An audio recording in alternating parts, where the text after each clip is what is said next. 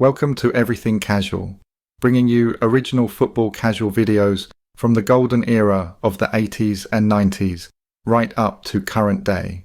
Football away day stories and historic clashes between football firms.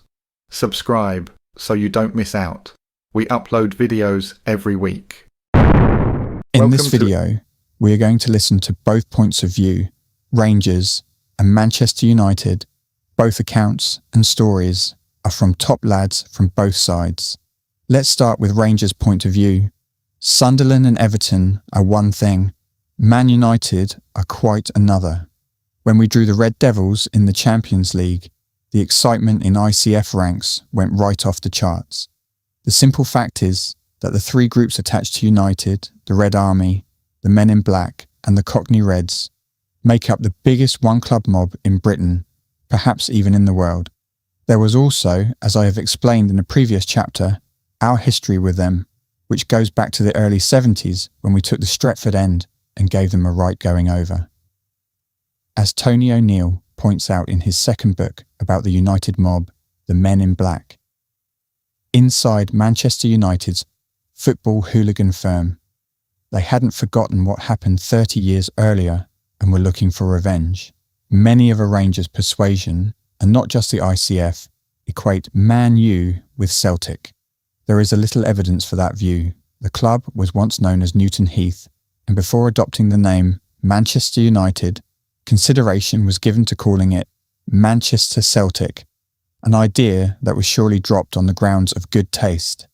The Edwards family, which owned the club for decades, was Roman Catholic, as were most of its prominent managers, who included fanatical Celtic supporter Sir Matt Busby and former Hoops favourite Tommy Docherty. But I don't buy into the theory that United and Celtic are joined at the hip. Why would Mancunians give the time of day to the scum who glorify the provisional IRA, the group that bombed the heart out of Manchester, murdering many of their fellow citizens in the process? Some people ask why United planned to bring such a big mob to Glasgow for that Champions League game in 2003. They argue that it must be down to the fact that United are Celtic-minded and just as anti-Rangers as their friends from the East End. Nothing could be further from the truth. United turned out in force that night to avenge the Battle of Old Trafford in 1974. The other reason, of course, is that by this time the ICF were, by some distance, Scotland's leading mob, and they wanted to take us on. Forget the politics, forget the so-called Irish heritage. Forget Edwards, Busby, Macari, Creran and Docherty. This was simply a case of one top mob desperate to take on another top mob.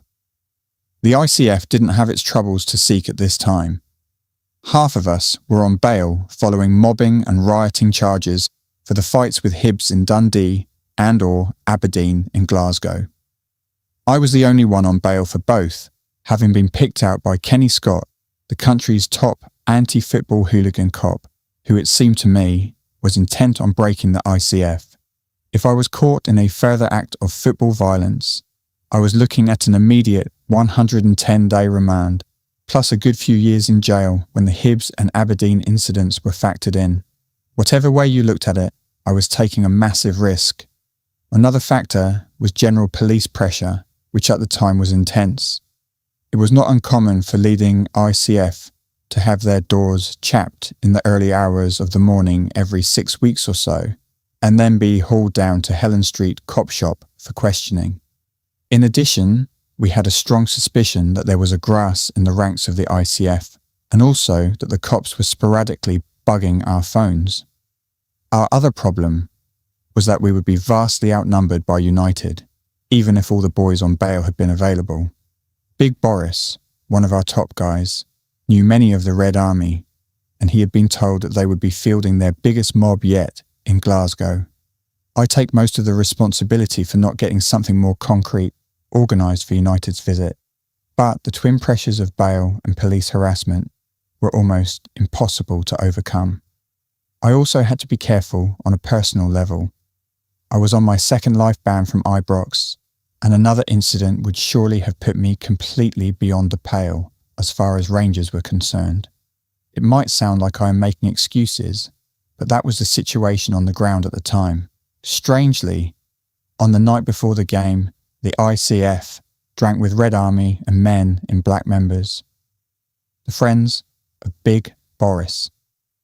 Our first port of call had been a pub in Solihull Street, but as we were about to order a drink, we noticed 5 guys in the corner.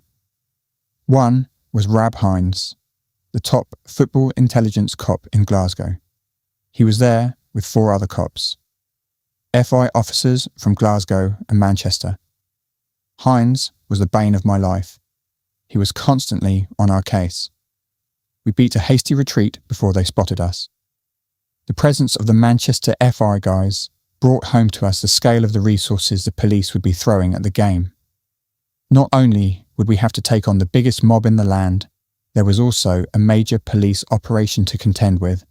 There was no set plan for dealing with Manchester United. Just a loose one to mob up before the game and see where it took us. Boris's information about the size of United's firm was spot on, because more than 700 of them turned up in Glasgow. A couple of hours before the game started, I was 100 miles away, between Arbroath and Montrose. I was working as a van driver, and with my shift complete, I was burning the rubber to get to Ibrox for the pre-match skirmishes with the Red Army and the MIB. Such was my desperation to get there on time that I barrel-rolled the transit van I was driving. Amazingly, I walked away from the accident without a scratch and somehow got to Govan half an hour after kick-off. In my absence, Man United were taking the piss big time, striding around as if they owned the place, monopolising our pubs, attacking anyone they didn't like the look of. The only opposition to them was a group of 20 ICF, including Harkey, Bomber and Boris. They put up a good show, but were swamped by the sheer size of the mob ranged against them. When I heard what had happened, I was gutted. I was a main face and the main organiser, and I had missed the action, an action that saw our boys take a right pounding. I was determined that we would take it to them before they left Glasgow. After the game, 40 of us mobbed up in the now closed Clachan pub in Paisley Road West, and from there we walked to Copland Road tube station.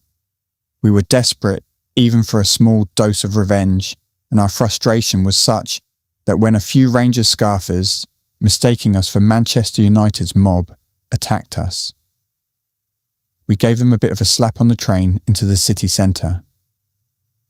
We got off at St Enoch's, but were met by wall-to-wall police, which forced us to split into smaller groups. We knew United were drinking close by, in all bar one, and although it was a suicide mission, we were determined to have a go.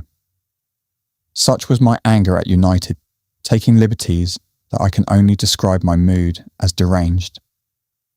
I walked towards their pub with only one thought in my mind. I got within 50 yards of all bar one when I was spotted by Rab Hines and his fellow FI officers. 2 of his colleagues grabbed me and unceremoniously dragged me into a shop doorway. "Get yourself to fuck out of the city centre or you'll be arrested," one of them growled. They knew that, because of my bail situation, I had no choice but to obey their instructions, and my mission had to be aborted. I was gutted, but was already plotting my revenge. For the away leg, I was confident of taking 100 boys to Manchester, despite the fact that, quite scandalously in my opinion, the city centre was in lockdown and tickets were as scarce as the proverbial hen's teeth. I travelled down with Big Boris and Swedges, and we found superior lodgings at the 5-star Midland Hotel.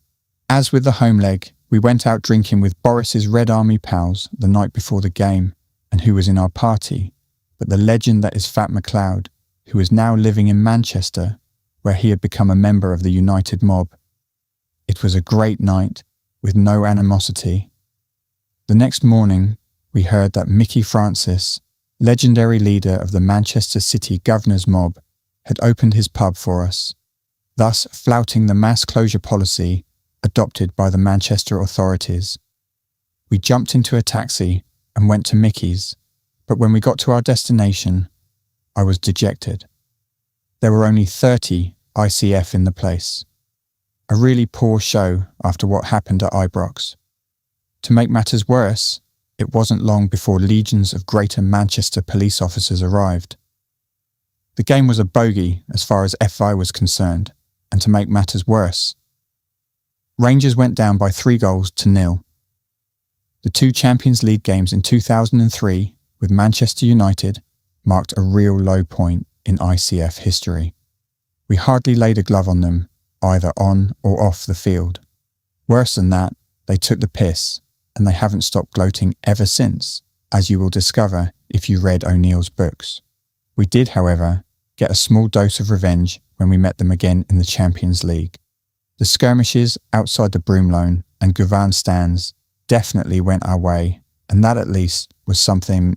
Now, let's listen to the Manchester United point of view. In October 2003, the European Champions League threw up one of those clashes that the fans relish and the football authorities dread: Manchester United versus Rangers. In the 70s, these two teams had been the scourge of British football. Times had changed, but both were still both respected and feared in the unforgiving world of the soccer gangs. United were laying waste, while Rangers, with their strong loyalist links, were friendly with the likes of Chelsea and still had a fearsome reputation. Rangers, we knew their history, supposed to be tasty, so the draw was manna from heaven for us, and we were really up for it. It was a midweek game, and most went up the night before. We stayed in the Hilton or somewhere. We met up with a Cockney firm and went into the town that night thinking it would be full of Rangers, but it was quiet. We were all setting out our stall for the next day, which we thought would be a proper biggie. Some had had a recce and come back to the hotel and had actually phoned their pub, which is called the Doctors. It was in a big loyalist area. The plan was to go in there when it opened, give them a welcome and see how they liked it. We arrived as the landlord was opening in taxis. It was about 10 minutes walk from the ground, an area of old brownstone tenement flats. Opposite was a tenement block with a 40-foot Union Jack with Rangers on it hanging outside. I think it was called Paisley Road West. No one has ever been on that raid in the heart of their territory. Celtic wouldn't dare. The next morning we were there for opening time. The landlord was all right, but gave us the odd quizzical look as he polished the beer glasses. After 10 minutes, he asked who we were supporting, and when we told him, he said, "You do realise you're in a Rangers pub?" "Don't give a fuck, mate," was the reply. He was still all right with us.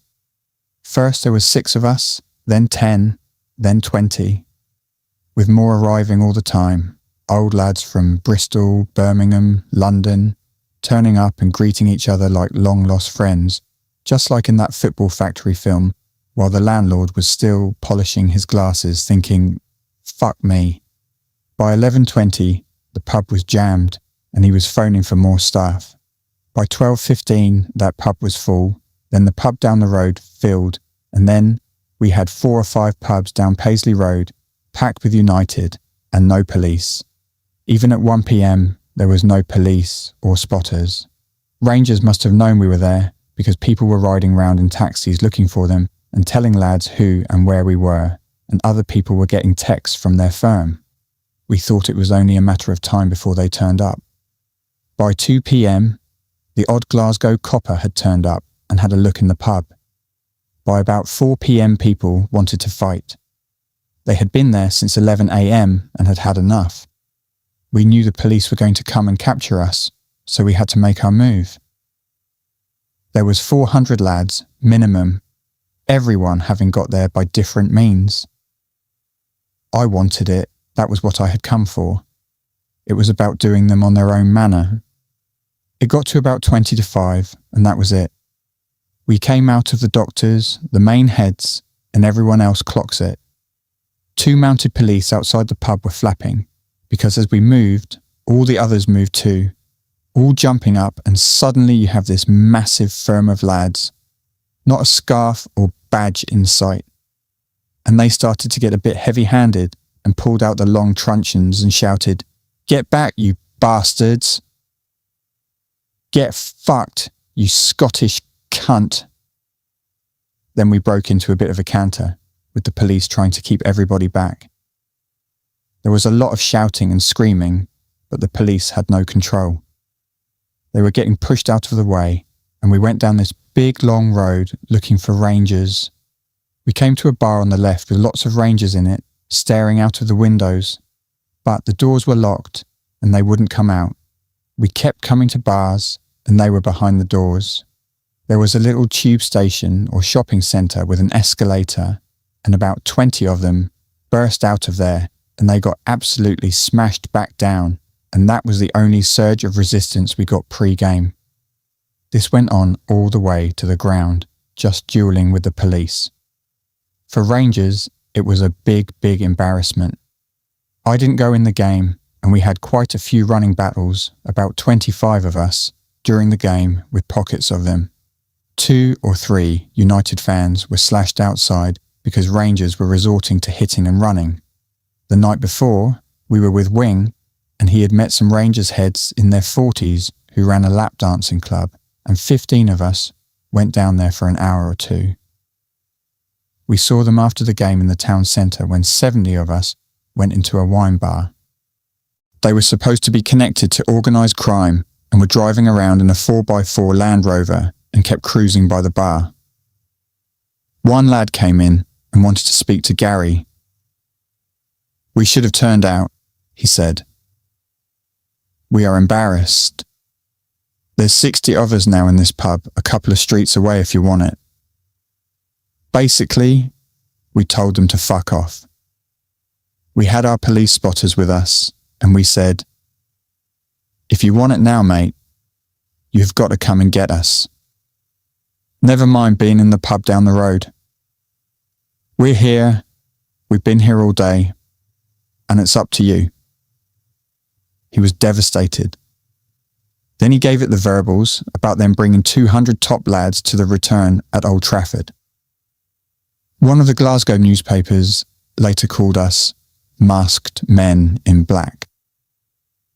That was the best United mob since the days when we used to go to Chawton Street for the coaches to Chelsea in the mid-80s. Up to 50 English soccer hooligans were arrested last night as violence broke out before the Battle of Britain clash. Fights erupted along roads leading to Ibrox, where Rangers met Manchester United, with baton-wielding cops pouncing on the brawling yobs. It is understood thugs, intent on causing trouble, had travelled to Glasgow, despite having no tickets for the Glamour Champions League match. Witnesses told how groups of casuals were picking fights with both Rangers and Man-Utted fans as they headed for Ibrox. James Totten, 27, of Glasgow, said, "The atmosphere on the main road was extremely tense. I saw this one guy knock about 3 people down for no reason. The police quickly wrestled him to the ground and put him in the back of a van. I saw a similar incident happen about 4 times within about 10 minutes while walking to Ibrox. I had my son with me and was very worried about his safety, but luckily the police were excellent." Police said there were 50 arrests before and during the game. 25 of the arrests were made during violence on Paisley Road West, the main route leading to Rangers Stadium before the match, a source added. Gangs of thugs congregated in the backstreet bars ahead of the crunch match, which Rangers lost 1-0. In one sinister incident, a coach dropped off more than 100 men dressed head to toe in black at the tiny Stanley Bar, just a mile from Ibrox. But within minutes, a huge police presence arrived to move them on. A barmaid from the pub said, "It was really weird because suddenly this massive group of men came in. None of them had football strips on and they were all dressed in black. They didn't have Manchester accents either. They were more southern than that. But suddenly police vans and cops on horseback showed up and moved them on. It was all very strange." furious. Rangers fans claimed they couldn't get into die-hard Rangers pubs because they were packed with United supporters. Some posted messages on the club's unofficial website, followfollow.com. One wrote, "There are police on the doors in every bar. It looks like it could all turn very nasty as Rangers fans can't get into their own bars." More than 7,000 Manchester United fans travelled north for the tie. Only 2,500 had briefs for the match, with others hoping they could land surplus tickets on the black market. But they were left to wander the streets after failing to get their hands on any spare tickets. Extra uniformed police were drafted in to control roaming crowds, and plainclothed officers were placed undercover to pick out hooligans. Most city bars hired extra security in case trouble flared. More than 500 United fans packed into the Archers Bar in Glasgow city centre, which was booked especially by the travelling support. Opposite the Doctors was a pub called The Grapes, and they had a massive Loyalist banner outside it.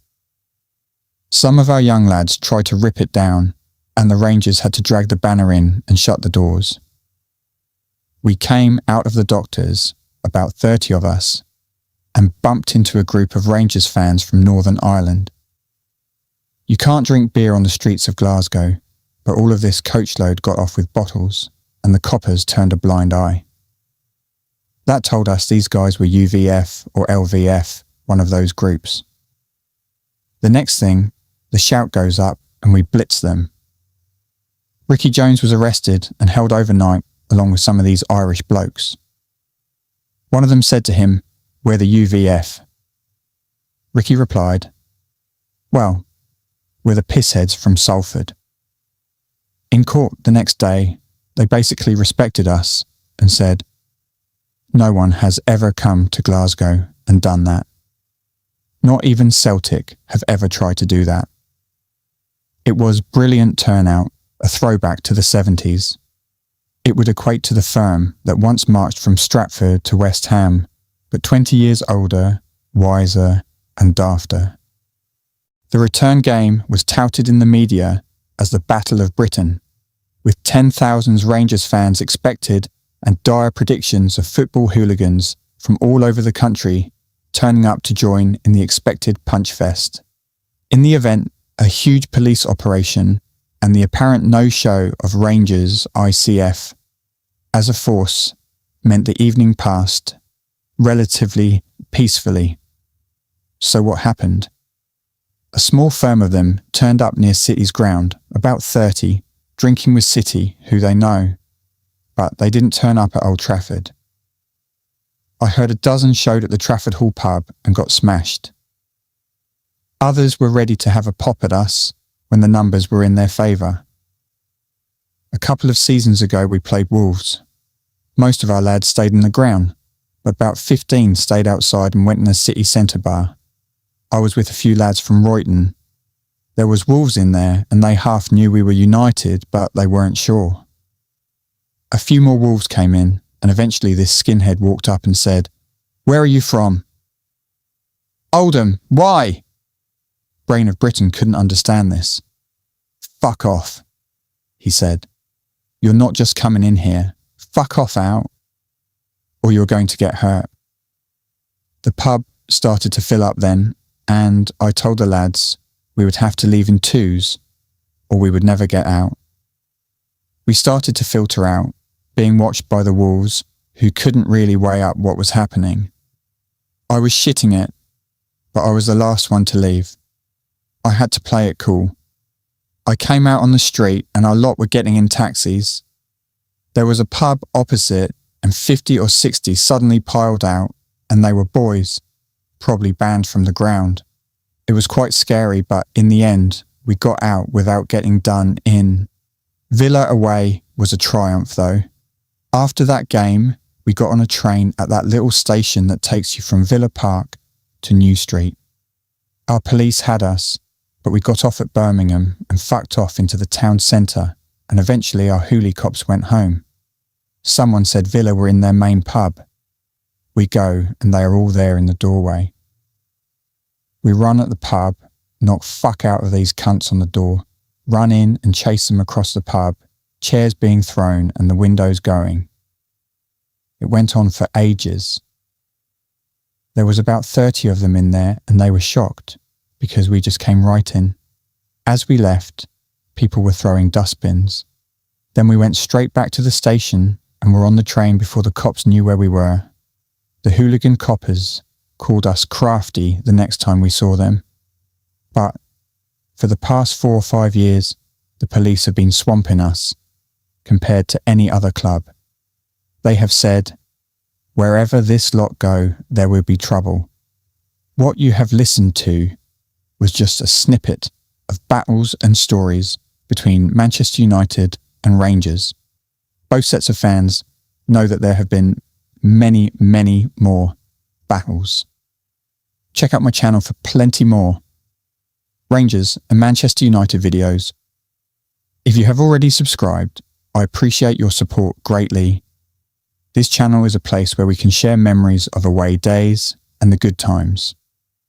Thank you for taking the time to watch this video. Hit like and subscribe to be notified of when we put a new video out, which is every week.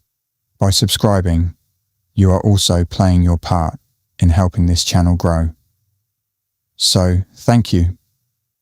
See you next time. God bless.